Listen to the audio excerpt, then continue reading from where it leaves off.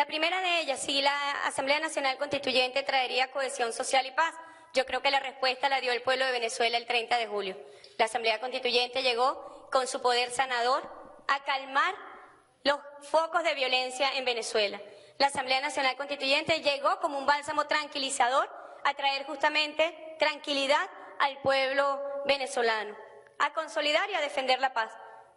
Es curioso porque quienes se oponían a la Asamblea Nacional Constituyente desde las cúpulas opositoras, quienes llamaron abiertamente al golpe de Estado para evitar la Asamblea Nacional Constituyente, quienes llamaron a hechos de violencia para evitar a la Asamblea Nacional Constituyente, quienes encerraron a edificios enteros, personas que no pudieron salir porque apostaron en las puertas de los edificios pistoleros para que impidieran el ejercicio del derecho al voto a estos ciudadanos. Bueno, llegó la paz para todos, llegó la tranquilidad para todos, se sofocó la violencia. Ustedes que están acá, corresponsales internacionales, han podido testimoniar y dar fe de que lo que estamos diciendo es muy cierto. De tal forma que en la Asamblea Nacional Constituyente, que además hemos abierto las puertas a la sociedad venezolana para que participe del gran debate nacional, también queremos anunciar que esta semana serán presentados al país plataformas tecnológicas para el intercambio directo con el ciudadano y la ciudadana, que puedan dar su opinión directamente a la Asamblea Nacional Constituyente, que puedan opinar sobre el gran debate nacional que allí se está llevando a cabo. Así que con la Asamblea Nacional Constituyente habíamos dicho que se recuperaría el equilibrio político en Venezuela, se recuperaría el equilibrio social en Venezuela. Bueno, hemos empezado en esa recuperación. Y habíamos dicho también que de alguna forma esa cúpula opositora quedaría aislada. Ahí está, quedaron aislados, a unos niveles que no han podido convocar sucesivamente, posterior al 30 de julio, ni a 100 personas a sus llamados nuevamente a la violencia. El pueblo de Venezuela no está dispuesto a la violencia. Dio un mensaje muy claro de que quiere paz, de que quiere tranquilidad y que quiere resolver sus problemas directamente sin ningún tipo de interferencia externa. Sobre su segunda pregunta, las medidas contra Estados Unidos, el jefe de Estado, el presidente Nicolás Maduro, el viernes anunció que serán presentadas medidas de reciprocidad y medidas que respondan a esta agresión por parte del gobierno del presidente Donald Trump. Unas medidas, además, hay que decirlo, violatorias del derecho internacional público, violatoria de las normas que rigen el relacionamiento entre Estados soberanos e iguales. Bueno, de eso se trata justamente las posiciones imperiales, actuar al margen del resto de la comunidad internacional, actuar al margen del entramado jurídico que debe regular. Venezuela no reconoce otra jurisdicción que no sea la jurisdicción venezolana.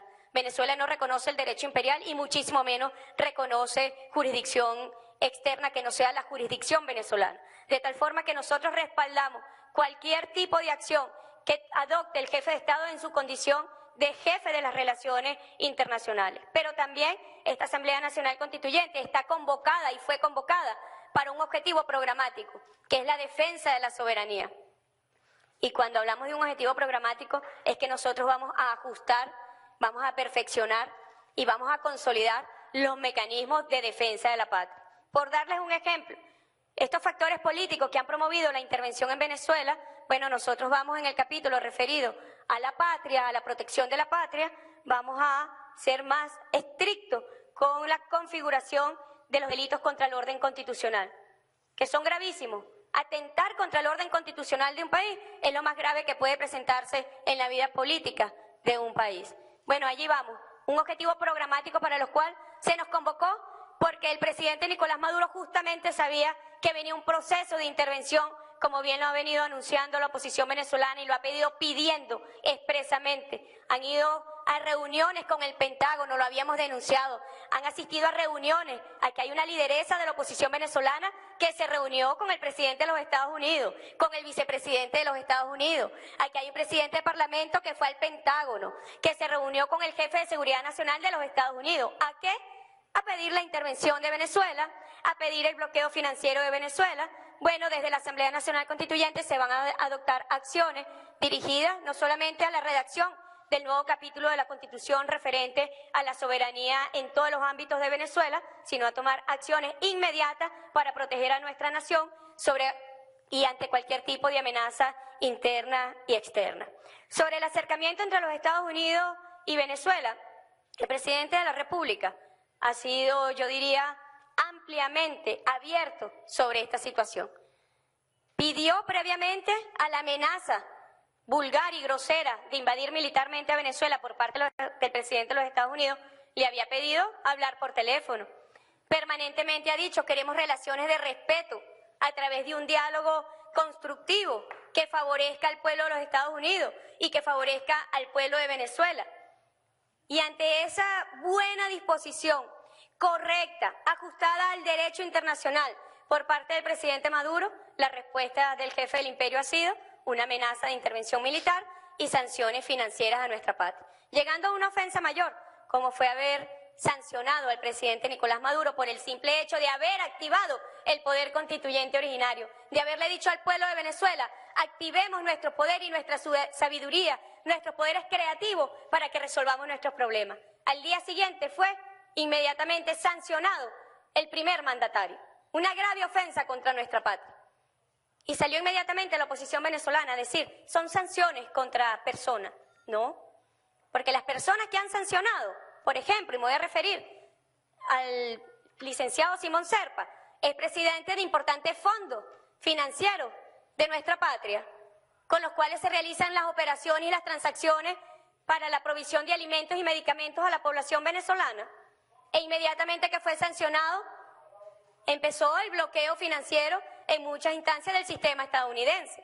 Entonces no es para afectar a funcionarios del Estado venezolano, es para afectar a todo el pueblo en su conjunto, es para afectar a toda la población, hombres, mujeres, niños, adultos mayores, sin distingo alguno, sin distingo de carné político, es a todo el pueblo de Venezuela que se está afectando.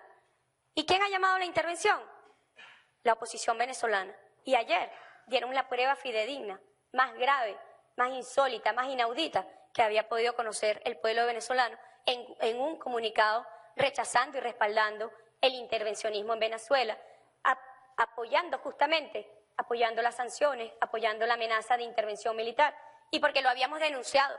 El día viernes yo lo denuncié en un acto en la Plaza Bolívar, que teníamos información cierta y directa, que en la visita que realizó el vicepresidente de los Estados Unidos a Miami, la oposición venezolana que se reunió con el vicepresidente estadounidense pidió armamentos para la violencia en Venezuela.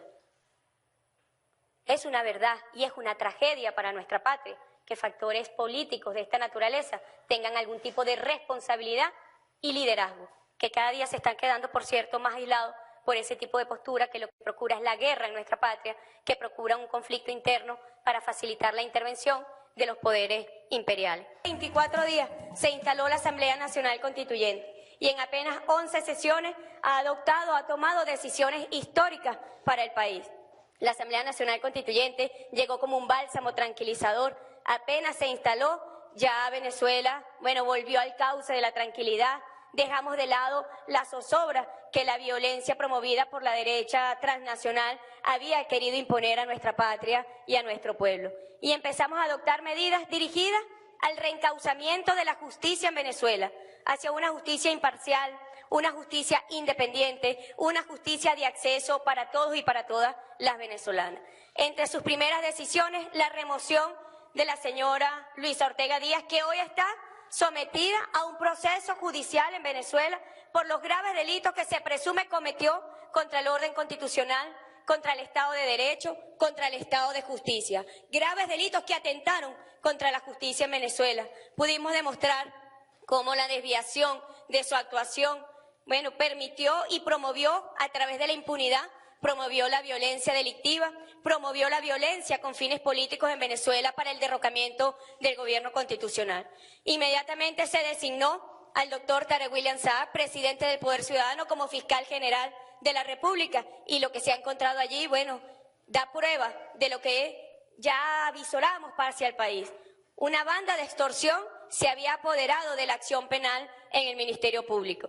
Y la Asamblea Nacional Constituyente justamente decretó la reorganización del Ministerio Público, decretó la reestructuración y declaró la emergencia en este importante órgano del sistema de justicia en Venezuela. Eventos trascendentales, el reencauzamiento hacia la justicia.